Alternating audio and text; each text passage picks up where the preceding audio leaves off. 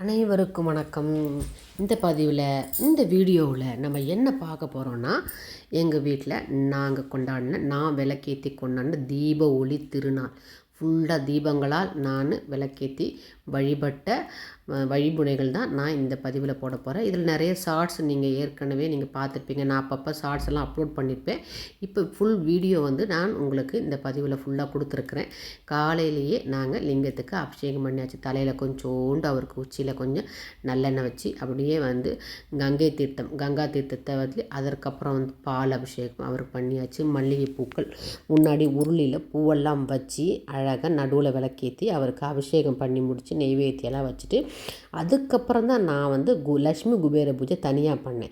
அந்த பூஜை பண்ணி அதுக்கப்புறம் அன்னபூர்ணி தாயார் அடுப்படியில் பண்ணது. அதற்கப்புறம் தான் உங்களுக்கு சாயந்தரம் தான் உங்களுக்கு கேதார கௌரி நோன்பு. ஏன்னா முதல் நாள் சாயந்தரத்துலேருந்து அடுத்த நாள் சாயந்தரம் வரலும் அமாவாசை இருக்குது. சில பேர் சாயந்தரம் எடுத்தாங்க, மறுநாளும் எடுத்தாங்க. அதனால் நான் இன்றைக்கி உங்களுக்கு காலையில் நாங்கள் எங்கள் வீட்டு லிங்கத்துக்கு புதுசாக அழகாக வஸ்திரம், புது வஸ்திரத்துக்கு புது பட்டு பஞ்சு நூலால் ஆன புது வஸ்திரம். இங்கே பெங்களூரெல்லாம் இப்படித்தான் போடுவாங்க. போட்டுட்டு அதையே வஸ்திரமாக நினச்சிக்குவாங்க. மல்லிகைப்பூலாம் போட்டு நம்ம சாமி கும்பிட்டாச்சு. விளக்கெல்லாம் ஏற்றி பூ உருளி போடும்போது எப்போவுமே அதில் கொஞ்சம் நீங்கள் ஜவ்வாது போடுங்க, பச்சை கற்பூரம் போடுங்க, வாசனையாக இருக்கும். அப்படி இல்லைன்னா ஏலக்காவும் மஞ்சத்தூளும் போடுங்க, அதுவும் வாசனை தான். காலையில் எங்கள் வீட்டு குலதெய்வத்தை எங்கள் வீட்டு சாமியை கும்பிட்டாச்சு. இப்போ நம்ம லக்ஷ்மி குபேர பூஜை அடுத்து நான் கும்பிட போகிறேன். அதையும் உங்களுக்கு காட்டுறேன். காலையிலே முக்கணிகள் மா பலா வாழை எல்லாம் வச்சு கும்பிட்டாச்சு. அதே மாதிரி உங்களுக்கு தீப தூப ஆராதனையும் காட்டியாச்சு. வாங்க இப்போ லக்ஷ்மி குபேர பூஜைக்கு போகலாம். லக்ஷ்மி குபேர பூஜைக்கு இந்த மாதிரி லக்ஷ்மியோடு இருக்கிற ஃபோட்டோ தான் வேணும். பின்பக்கம் லக்ஷ்மி, முன்னாடி உங்களுக்கு குபேரர் லக்ஷ்மியோடு இருப்பார். சங்கநிதி பதுமநிதியோடு இருக்கணும். இந்த ஃபோட்டோ தான் ரொம்ப ரொம்ப முக்கியம். இந்த ஃபோட்டோவை வச்சு நம்ம அரளி பூக்கள் நிறைய வச்சுக்கணும். அதாவது லக்ஷ்மி தாயாருக்கு உகந்த வாகனம் சொன்னால் ஆந்தை சொல்லுவாங்க. அந்த ஆந்தை இருந்தால் நீங்கள் வச்சுக்கோங்க. இல்லைனா ஆந்தியோடு இருந்த ஃபோட்டோவும் நீங்கள் வச்சுக்கோங்க. இந்தமாரி செம்பு பானையில் காயின்ஸ்லாம் போட்டு வச்சுட்டு மேலே குட்டியாக காமாட்சி விளக்கு, தாயாருக்கு உகந்த குபேரருக்கு உகந்த இந்த மாதிரி குபேர பானைகள், அரிசி, அதுக்கப்புறம் உப்பு உங்களுக்கு காசு எல்லாம் போட்டு நீங்கள் அடுக்கி வச்சுக்கலாம். மண்ணாலும் அடுக்கி வச்சாலும் சரி, அப்படி இல்லை உங்களுக்கு இந்த மாதிரி பித்தளையிலால் அடுக்கி வச்சாலும் சரி. பானைகள் மண் பாத்திரமாக இருந்தாலும் சரி, பித்தளை பாத்திரமாக இருந்தாலும் அப்படி சொல்ல வரேன் நான். உங்களுக்கு எந்த பாத்திரம் உங்களுக்கு குபேர பானை இருக்குதோ அந்த மாதிரி வச்சுக்கோங்க. இந்த மாதிரி மணப்பலகை வச்சுக்கிட்டு அழகாக தாயாருடைய பாதை வச்சு என்கிட்ட நான் வச்சுருந்தேன் ஏற்கனவே அந்த ஆந்தையினுடைய சின்ன உருவம் வச்சுருப்பேன். அதனால் அந்த உருவத்தையும் வச்சுக்கிட்டு தாயார் லக்ஷ்மி குபேர ஃபோட்டோ என்கிட்ட இருக்கும். சின்னதாக பிரிண்ட் போட்டு வச்சுருக்கேன்.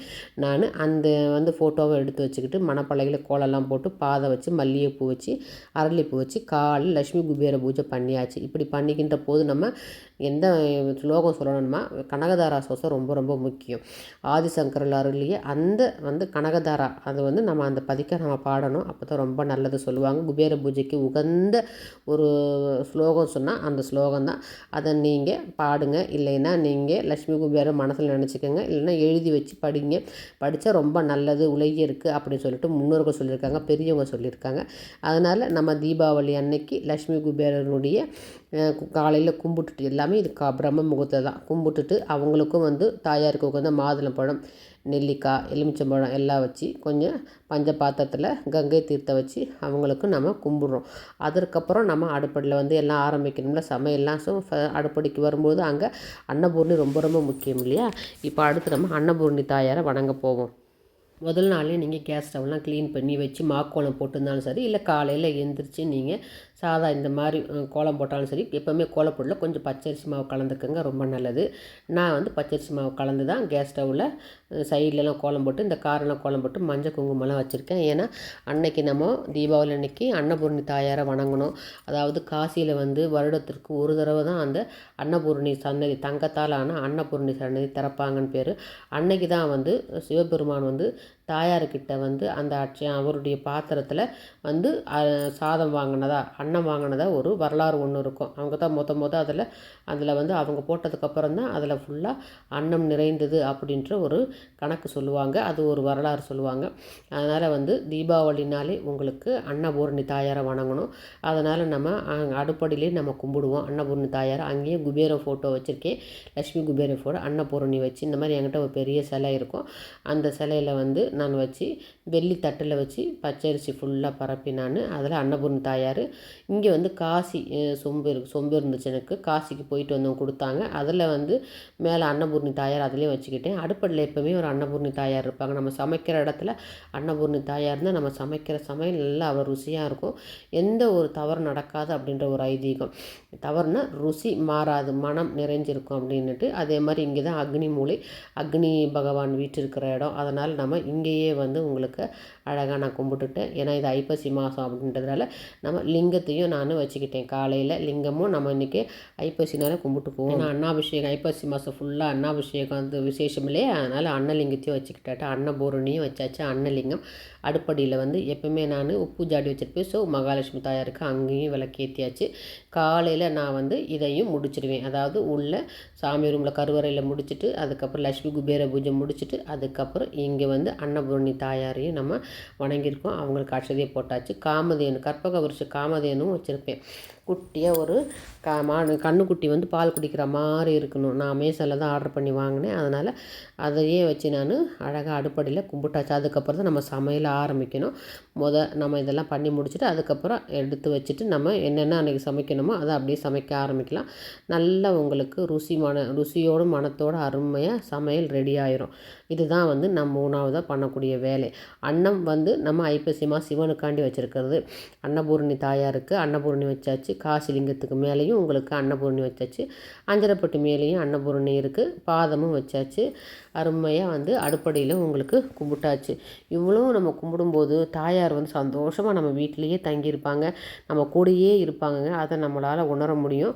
ஆன்மீக சிந்தனை காண்டி சொல்கிறேன். உணர்றவங்க கண்டிப்பாக உணரலாம். இப்போ நம்ம அடுத்து வந்து உங்களுக்கு அடுப்படி முடிஞ்சா இப்போ நம்ம கேதார கௌரி நோம்புக்கு என்னென்ன பண்ணணும் ப்ரிப்பரேஷன். சாயந்தரம் அமாவாசை ஆரம்பிக்கிறதுனால நான் சாயந்தரமே கும்பிட்டுட்டேன். சில பேர் மறுநாள் கும்பிட்டாங்க, செவ்வாய்க்கிழமை காலையில் கும்பிட்டாங்க. நான் வந்து திங்கக்கிழமை சாயந்தரமே எடுத்துட்டேன். ஸோ எங்கள் வீட்டு முறைப்படி எப்படி கேதார கௌரி நோன்பு எடுக்கலாம், அது எவ்வளோ அழகுபடுத்தலாம் அப்படின்றத உங்களுக்கு அடுத்த வந்து உங்களுக்கு காட்டுறேன். அப்புறம் நான் அன்னலிங்கத்துக்கிட்டேயே நம்ம அன்னபூரணியும் எடுத்து வச்சு பண்ணுவோம். அன்னபூரணி தனியாக வைக்கிறதோட அன்னலிங்கத்தில் வச்சு பண்ணால் நல்லாயிருக்கும் அப்படின்னு சொல்லிட்டு அதையும் ஒரு செம்பு இந்த மாதிரி தட்டில் என்கிட்ட செம்பு நிறைய இருக்கும். வந்து நிறைய வச்சுருப்பேன். காப்பர் ஐட்டம்லாம் பித்தளை ஐட்டம்லாம் எனக்கு ரொம்ப பிடிச்சதுனால எப்பப்போ கிடைக்கப்பெல்லாம் வாங்கி வச்சுப்பேன்.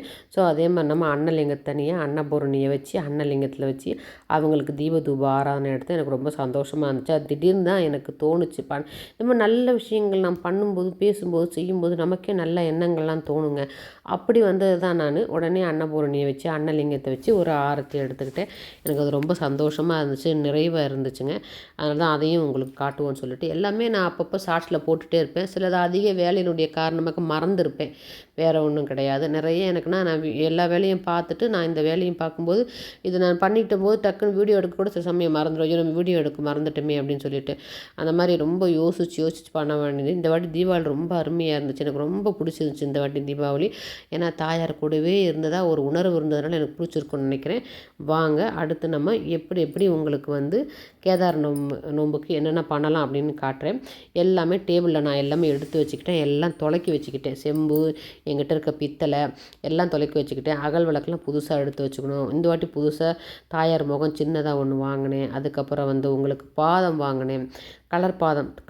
கலராக இருக்கிற அம்மன் பாதம், குட்டி பாதம், பெரிய பாதம் வாங்கினேன். சின்ன பாவாடை, அரளி பூக்கள், அரளி மொட்டு, புது வஸ்திரம், அதே மாதிரி சாம்பிராணி கப்பு, பஞ்சகவ்விய விளக்கு ரொம்ப முக்கியம், காதோல கருகுமணி, அந்த தட்டுங்கள்லாம் கழுவி எல்லாம் வச்சு வெத்தலை, பாக்கு, நோம்பு பெட்டி எங்களுக்கு ரொம்ப ரொம்ப முக்கியம். நோம்பு பெட்டிலாம் துலக்கி அதையும் வந்து செம்பு போட்டு நல்லா கொஞ்சம் புளி தண்ணியில் போட்டு நல்லா உங்களுக்கு எல்லாம் துலக்கி வச்சுக்கிட்டேன்.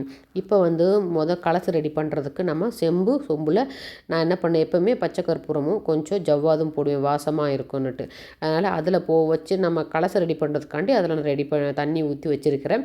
அதில் வந்து நம்ம வெத்தலை வச்சு அதில் நம்ம தேங்காய் வச்சு வந்து தாயாரை வச்சு வைக்கலாம். இது வந்து நோம்பு பெட்டை. எங்களுடைய நோம்பு எடுக்கிறது இப்படி தான் இருக்கும். ஒவ்வொருத்தருக்கும் ஒவ்வொரு மாதிரி இருக்கும். எங்களுக்கு வந்து இப்படி கீழே 4 காலோடு இருக்கும். நான் பாருங்கள் இங்கே தேங்காய் வச்சு அம்மன் முகம் பின்னாடி கட்டவே இல்லைங்க. அப்படி வைக்கமே ஃபிட் ஆகிடுச்சு. ஒரு சமயம் பின்னாடி கயிறு மஞ்சள் கயிறில் இப்படி கட்டி விடுவாங்க. எனக்கு இது கட்டாமலே ஃபிட் ஆனதுனால் நான் கடைசி வரலாம் கட்டவே இல்லை. ஸோ ரொம்ப சந்தோஷமாக இருந்துச்சு. டக்குன்னு வந்து ஃபிட் ஆனது அவ்வளோ சந்தோஷமாக இருந்துச்சு. நீங்கள் வெத்தலை வச்சு தாயார்னால வெற்றிலை வச்சு பண்ணுங்கள். மாயிலை வச்சு பண்ணணும் கூட அவசியம் கிடையாது. வெற்றிலை வச்சு தேங்காய் வச்சு வைங்கள. உள்ளே வைக்கிற ஐட்டம் எல்லாம் இது உங்களுக்கு வந்து அச்சு வெல்லம் முதற்கொண்டு எல்லாமே உள்ளே என்னென்ன வைக்கணும். மஞ்சள் பிள்ளையார் வைக்கணும். ஃபஸ்ட்டு மஞ்சள் பிள்ளையார் வைக்கணும்ல, அது மஞ்சள் பிடிச்சி வச்சுருக்கிறேன். அரளி இலை, அரளி மொட்டு இதெல்லாம் உள்ளே வைப்பாங்க. அப்புறம் வந்து நெல்லிக்கனி, குபேரக்கனி, அதுக்கப்புறம் இது எலுமிச்சம்பழம், அதை ராஜகனி சொல்லுவாங்க. அதுக்கப்புறம் காதோல கருங்கமணி குலதெய்வத்துக்கு எல்லாமே உள்ளே செட்டாக உள்ளே வச்சு மேலே மூடி கோயிலுக்கு கொண்டு போய் இப்போ எடுப்பாங்க. நம்ம வீட்டிலேயே எடுக்கிறதுனால மேலே மூட தேவையில்லை. நம்ம இங்கே பாருங்கள் புதுசாக வாங்கின அம்மன் முகத்தை அழகாக உள்ளே வச்சுட்டேன். இதெல்லாம் எனக்கு அப்போ தோணுன ஐடியா தான். உள்ளே அம்மன் முகம் அம்மன் வைக்க மாட்டாங்க. இருந்தாலும் எனக்கு வச்சா நல்லாயிருக்கும். நம்ம வீட்டில் தானே கும்பிட்றோம், நம்ம தானே கும்பிட்றோம், நமக்கு தானே அப்படின்ற மாதிரி எனக்கு உள்ளே அழகாக அதுக்குள்ளே அம்மன் முகம் வச்சேன். எனக்கு ரொம்ப ரொம்ப சந்தோஷமாக இருந்துச்சு. அப்புறம் பிள்ளையாரை அழகாக பிடிச்சி வச்சேன். பிள்ளையார் வைப்பாங்க. ஆனால் இது கேதார கௌரி நோம்புனால நம்ம அம்மன் தாயாரை வச்சுட்டு அதுக்கப்புறம் அவருடைய மகனை அப்படி பிள்ளையாரை பிடிச்சி அப்படி உள்ளே வச்சுட்டு அதுக்கப்புறம் பாருங்கள் உள்ளே வந்து காதோல கருங்கமணி, எலுமிச்சம்பழம் அதையும் குலதெய்வத்துக்கு நம்ம எடுத்து வச்சாச்சு. ரொம்ப அருமையாக செட் ஆகிட்டாங்க பாருங்கள் தாயார்.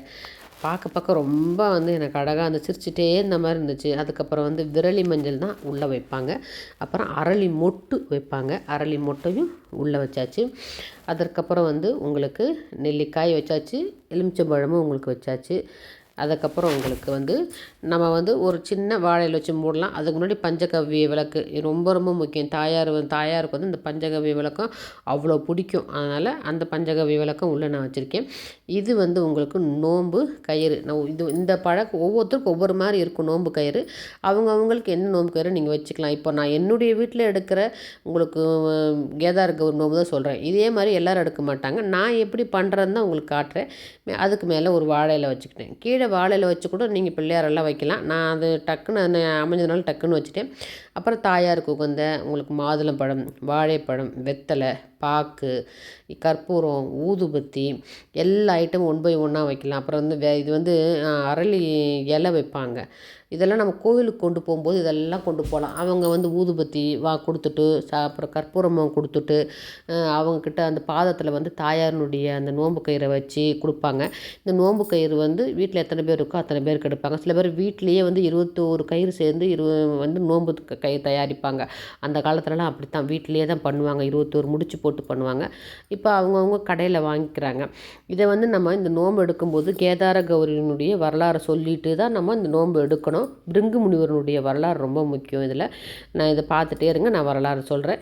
பிருங்கு முனிவர் என்ன பண்ணுவார், சிவபெருமானை தரிசிக்க கைலாயத்துக்கு போகும்போது எப்போவுமே வந்து சிவபெருமானை மட்டும் தரிசித்துட்டு வந்துடுவாராம். தாயாரை கண்டுக்கவே மாட்டாராம். இவங்களுக்கு பார்த்துட்டே இருப்பாங்க. தாயார் என்ன ஒவ்வொரு வாட்டி வரும்போது இவர் நம்மளை வந்து இது பண்ணவே வணங்கவே மாட்டேன்றாரே அப்படின்னு இவங்களுக்கு ரொம்ப கஷ்டமாக இருக்குமா. இவர் வந்து சிவபெருமானை வணங்கிட்டு போயிடுவாராம். அவங்களும் பொறுமை இழந்து ஒரு நாள் என்ன பண்ணுறாங்க, சிவபெருமான் பக்கத்தில் நெருக்கமாக உட்காந்துருப்பாங்களாம். அப்போ கூட பிருங்கு முனிவர் என்ன பண்ணுவார், ஒரு வண்டு மாதிரி உருவம் எடுத்து சிவபெருமானோட சுற்றிட்டு போயிடுவாராம். அப்போது இவங்களுக்கு இன்னும் கோபம் வந்து சிவபெருமான்கிட்ட கேட்குறாங்க, இவர் உங்களை மட்டும் வணங்கிட்டு போகிறாரே அப்படின்னுமோ அவங்க சொல்லும்பொழுது அவர் என்ன சொல்லுவாராம், சரி அவருக்கு ஒரு பாடம் புகட்டின மாதிரி இருக்கும். உலக மக்களுக்கும் வந்து ஒரு விழிப்புணர்வுன்றதை விட ஆன்மீக சிந்தனைகள் அப்படின்றது ஒரு அந்த மாதிரி கணக்கில் சிவபெருமான் சொல்லுவாராம். நீ வந்து கீழே பூமியில் போய் நீ 21 நாள் தவம் இருந்துட்டு நீ வந்து தவம் இரு, நான் வந்து உனக்கு என்னுடைய உடம்புல சரிபாதியை கொடுக்குறேன்னு வர. ஏன்னா உன்னுடைய உடம்புல சரிபாதி எனக்கு வேணும்னு கேட்டவங்களே பார்வதி தேவி தான். அவர் ஒன்றை மட்டும் கும்பிட்டு போகிறார்ல, அப்போ நான் உன்னுடைய உடம்புக்குள்ளே இருந்தால் சரியாக இருக்கும் இல்லையா, அப்போ எப்படி அவர் கும்பிடாமல் போவார் அப்படின்னும் போது இது எல்லாமே ஒரு வரலாறு. காரியம்லாம் நடக்காதில்ல, அந்த மாதிரி. அதனால் கஷ்டப்படாமல் எதுவும் வராது. அதனால் 21 நாள் கடுமையான விரதம் தவம் பண்ணி நீ தவம் பண்ணால் உனக்கு நான் என்னுடைய உடம்புல சரிபாதி தரேன்னு சொல்லும்போது பார்வதி தேவி கீழே வந்து கௌதம முனிவருடைய ஆசிரமத்தில் இருந்து 21 நாள் கடுமையான விரதம் இருந்தாங்களாம். சும்மா லேசுப்பட்ட விரதம்லாம் கிடையாதுங்க, கடுமையான விரதம். 21 நாள் வந்து மதியம் மட்டும் ஒரு நேரம் தான் உணவு உண்ணுவாங்களாம். அதுக்கப்புறம் காலையில் நான் இரவும் கிடையாதான், வெறும் பால் பழம் தானா. 21 நூல் வச்சு 21 மஞ்சள் நூல், 21 பூக்கள், 21 பழங்கள் எல்லாமே என்னென்ன கும்பிடுவாங்களோ எல்லாம் 21 வச்சு 21 நாள் விரதம் இருந்திருக்காங்க. தீபாவளி உங்களுக்கு அந்த அமாவாசைக்கு இதுக்கு முன்னாடியே வந்துடும், பௌர்ணமிக்கு முன்னாடியே ஆரம்பிச்சிருவாங்க. பௌர்ணமி முன்னாடியே ஆரம்பிக்கும் போது உங்களுக்கு 21 நாள் கணக்கு வரும். அந்த அளவு கடுமையாக விரதம் இருந்து 21ஆவது நாள், அது ஐப்பசி அமாவாசை அன்னைக்கு தான் சிவபெருமான் காட்சி கொடுத்து தன்னுடைய உடம்புல சரிபாதியை கொடுக்குற நாள். அந்த நாள் தான் கேதார கௌரியை எல்லாரும் கும்பிடுறாங்க. அதனால் அம்மனை நோக்கி நம்ம எவ்வளோ பயபக்தியோட விரதம் இருந்து நம்ம கும்பிட்டு 21 நாள் கும்பிட்டோம்னா நம்ம வேண்டியது கிடைக்கும் அப்படின்னு ஒரு ஐதீகம். அதனால் பெண்கள் ரொம்ப ரொம்ப எப்படி ஔவையார் நோன்பு இருக்கிற மாதிரி இங்கே இருப்பாங்க. ஔவையார் நோன்பு ஆண்களுக்கு சொல்ல மாட்டாங்க, இது அப்படி கிடையாது, எல்லாருக்குமே தெரியும். நோன்பு பெட்டலன்னு வச்சுக்கிது அதிரசம் ரொம்ப ரொம்ப முக்கியம். அன்னைக்கு தான் மாவிடிச்சு அதிரசம் அன்னைக்கு தான் உள்ளே வைப்பாங்க. உள்ளே அப்பமும் வைப்பாங்க. அப்போ குலதெய்வ வழிபாட்டுக்கு வைப்பாங்க. உள்ள காதோல கரும்புலாம் வைக்கணும். நீங்கள் வைக்கும்போது பார்த்துட்டே இருந்திருப்பீங்க. அதுக்கப்புறம் தாயாருக்கு நான் என்ன பண்ணேன், பாதம் வைக்கிறதுக்கு வெத்தலை வச்சு மேலே வச்சு, இதெல்லாம் நம்மளுடைய ஐடியா தான். நம்ம வீட்டிலலாம் பண்ணும்போது பரம்பரையாக பண்ணிகிட்டு இருக்கும்போது இதெல்லாம் பண்ண மாட்டாங்க. இப்போ நிறைய மாடல்ஸு ட்ரெடிஷன் கொஞ்சம் மாறினதுனால அதே மாதிரி நம்ம கலசம் வைக்கிறோம். நோம்புப்பேட்டையில் ஒரு தாயார் வச்சுருக்கேன். இங்கே தனியாக அரிசியில் ஒரு கலசம் வச்சு தேங்காய் வச்சு வெத்தலை வச்சு கலசம் வச்சுருக்கேன். என்கிட்ட இப்போ நிறைய பாதங்கள் கிடைக்கிறனால பாதங்கள் வச்சு உங்களுக்கு நான் காட்டுறேன். இதே மாதிரி தான் எல்லாம் கும்பிடுவான்னு கிடையாது. நம்ம ஒரு பொருளை நம்ம கையில் கொடுத்தோம்னா அது எப்படி அழகுப்படுத்தலாம் அப்படின்னு இருக்கும் இல்லையா, அந்த மாதிரி தான் நான் எப்படிலாம் பண்ணால் அழகாக இருப்பாங்க, எப்படிலாம் நல்லாயிருக்கும் அப்படின்னு நம்மளாக பார்த்து பண்ணுறது. இந்த வரலாறை நம்ம சொல்லி முடித்ததுக்கப்புறம் தீப தூப ஆராதனை காட்டிட்டு பெரியவங்க காலில் விழுந்து ஆசீர்வாதம் நம்ம வாங்கிக்கிட்டு நம்ம கணவர் நம்ம நோன்பு பெட்டியை எடுத்து கொடுப்பார். அதை வாங்கிட்டு நம்ம கோயிலுக்கு போவோம். இப்போ வீட்டிலே எடுக்கிறதுனால இந்த கதையை படிச்சுட்டு நம்ம அவர் காலில் வாங்கி அவர் காலில் விழுந்து அந்த நோம்பட்டியை வாங்கிட்டு அவர்கிட்ட ஆசீர்வாதம் வாங்கிக்க வேண்டியதாங்க. வாங்கிட்டு அதுக்கப்புறம் எல்லாருக்கும் வீட்டில் இருக்க பெரியவர் தான் எடுத்து எல்லாருக்கும் நோன்பு கயிறு கொடுப்பாங்க. எல்லோரும் கட்டிக்க வேண்டியதான். பெண்கள் இடது பக்கம் கட்டுவாங்க, ஆண்கள் வலது கையில் கட்டுவாங்க. சில பேர் உங்களுக்கு தோள்பட்டையிலையும் கட்டிக்கிறாங்க லேடிஸு. அந்த மாதிரிலாம் ட்ரெடிஷ்னலாக கட்டுறவங்களாம் இருப்பாங்க. அதாவது தோள்பட்டைன்னும் போது உங்களுக்கு கழுத்துக்கு கையில் இருக்குல்ல, இடது கையில் நடுவில் ப்ளவுஸு கை இருக்கு இல்லையா, அந்த இடத்துல அப்படியும் கட்டுறவங்களாம் இருக்காங்க. நாங்கள் கையில் வளையல் போடுற இடத்துல நாங்கள்லாம் கட்டிக்குவோம். சில சமயம் வீட்டுக்கு பெரியவங்களாம் அப்படி கட்டுவாங்க. ஒரு வருஷம் அப்படி கட்டிகிட்டே இருப்பாங்க. நாங்கள் 3 நாள் தான் கட்டுவோம், இல்லை 5 நாள் தான். அதுக்கப்புறம் எடுத்து பத்திரமா வச்சுருவோம். ஓடுற தண்ணியில் விடலாம், இல்லை கிணத்துல போடலாம். அந்த மாதிரிலாம் இருக்குது. இந்த மாதிரி தாங்க கேதார கௌரி நோன்பு இப்படித்தான் நாங்கள் கும்பிட்டோம். எவ்வளோ அரளிப்பூக்கள் போடுறோமோ அவ்வளோ நல்லது. என்னமோ தாயார்னாலே உங்களுக்கு அரளிப்பூ தானே. புது வஸ்திரத்துக்கும் பஞ்சு நூல் போட்டாச்சு. அதே மாதிரி தாயார் பாருங்கள் எவ்வளோ அருமையாக இருக்காங்க. அதிரசம் மேலாக வச்சாச்சு. நோம்பெட்டில் இருக்க எல்லா அதிரசமும் அதுக்கப்புறம் உள்ள இருக்கிற பழங்கள் எல்லாமே நம்ம தான் சாப்பிட்ணுன்னு சொல்லுவாங்க. வெளியில் இருக்கவங்களுக்கு கொடுக்கக்கூடாது அப்படின்னு சொல்லுவாங்க. அதனால் நீங்கள் எல்லோரும் பிரித்து எல்லோரும் அந்த பழத்தை நாங்கள் சாப்பிடுவோம். ஜூஸ் போட்டுக்கலாம், அப்புறம் அச்சு வெல்லம்லாம் காஃபி போட்டுக்கலாம். அது மாதிரி நாங்கள் அதை இது பண்ணிக்குவோம்.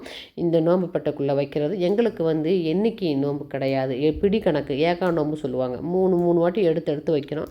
சில பேர் 21 பழம், 27 வெத்தலை, 21 பாக்கு, 21 நூல், 21 எலுமிச்சம்பழம் இப்படி வைப்பாங்க. எங்களுக்கு அது எண்ணிக்கை கணக்கு கிடையாதுனால எனக்கு ரொம்ப ஈஸியாக இருக்கும்.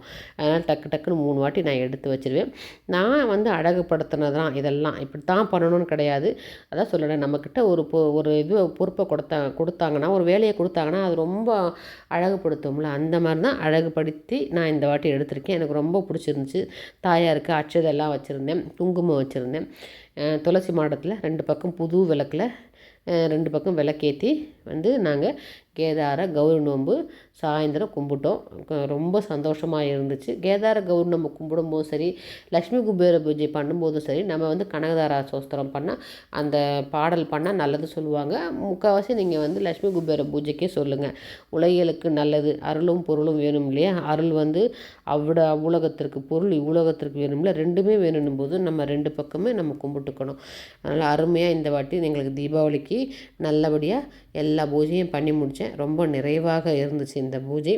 அதே மாதிரி சாயந்தரம் நான் விளக்கேற்றியும் திருப்பியும் தாயாரை சிவன் சக்தி கொடுத்த ஐக்கியமான நாளில், அதனால் எனக்கே தோணுச்சு. அதனால் நான் சாயந்தரம் உங்களுக்கு அமாவாசை அன்னைக்கு அபிஷேகம் பண்ணும்போது சிவன் பக்கத்தில் தாயாருடைய உருவம் வச்சு அதுவும் நான் சாமி கும்பிட்டேன். அதையும் உங்களுக்கு காட்டுறேன்.